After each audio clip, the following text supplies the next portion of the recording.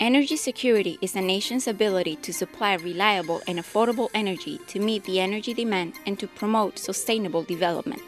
Any country that does not have a reliable access to electricity, that does not offer that to businesses that want to develop or to communities, they won't be competitive with other countries. So it's very, very crucial that countries develop their energy resources and that they have the capital in order to do it. The region of the Americas has abundant natural resources for energy production, and by exploiting them, these countries have the potential to deliver sufficient energy to meet their current demands. There's different countries like Costa Rica that have very advanced resources in terms of their access to renewable energy. They're about 95% renewable as far as their electricity sector.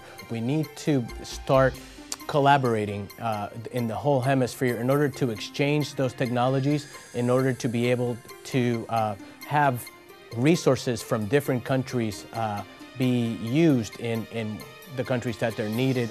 The goal of energy sufficiency comes not only from the concern of an increasing energy demand, but from the need to deliver sustainable energy to the poorest segments of the population.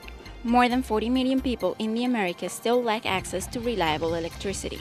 There's poor communities everywhere that don't have access to electricity or energy resources. They have less resources, less financial resources to develop, to put the wires in the ground or overhead to transmit those resources, that electricity that is so necessary for poor communities to be able to advance. But there are multiple factors to consider when creating new energy policies, such as alleviating the impacts of climate change. I think the whole hemisphere needs to implement energy policies that protect the environment by reducing the amount of greenhouse gases that are vented into the environment primarily. We should then focus on using or developing energy resources that do not emit contamination, do not emit greenhouse gases, things like wind, things like solar power, things like geothermal.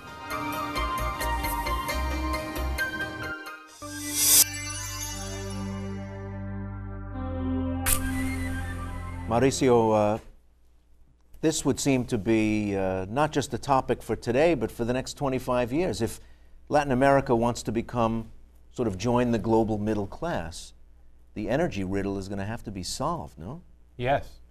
And I think this is the area for a pragmatic collaboration between the U.S. and the region, because it's very important for the U.S. also to find alternative sources of energy. The region is very rich in those renewables, like biofuels, wind energy, solar energy. So there is clear room for a new partnership. What the U.S. has to do is open the door, open the U.S. market for energies from the region, say biofuels from Brazil, Colombia, Paraguay, Argentina, even the Caribbean countries. The U.S. also has to fund more research so that we develop better technologies in the region to produce these sources of energy.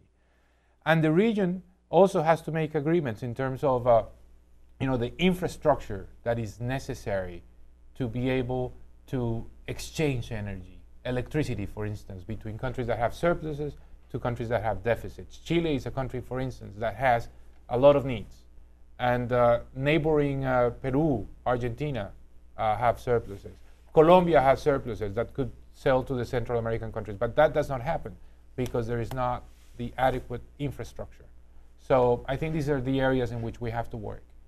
How much, Peter Hakem, does the historic, let's say, defensiveness, insecurity about allowing the exploitation of natural resources make it complicated to have a comprehensive energy policy for Latin America? When you talk to Bolivians, they say, oh yeah, sure, we'll sell our gas to the world, but we still have to own it all, and we're not sure about outside inward investment, and any deal that sets us up to have co-ownership, we don't want to sell our national patrimony. It gets complicated. Well, I think you've hit the nail on the head, and that's a good measure why I'm so skeptical about energy partnerships and energy cooperation in the hemisphere. Most countries, in fact, I would say almost all countries, don't talk about energy cooperation. They don't talk even about energy security. They talk about energy independence.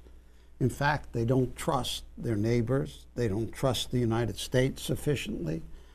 U.S. and Brazil, very promising memorandum of understanding on the cooperative program on ethanol, and the U.S. basically excludes Brazilian ethanol from the U.S. market with a huge tariff, with subsidies, not interested in cooperation on energy, interested in subsidizing U.S. farmers, basically. And you can go, I mean, it's not just the U.S. I mean, Mexico, as you suggested, refuses any foreign investment in its natural resources, and it doesn't have the capacity to produce anywhere near its level of capacity. And so how can the U.S. really make a partnership with Mexico on energy? Everybody has to do a lot. I agree with Mauricio that that's the only solution. But at this moment, I don't see any willingness almost anywhere to make those kinds of compromises, those kinds of advances that would be necessary for cooperation.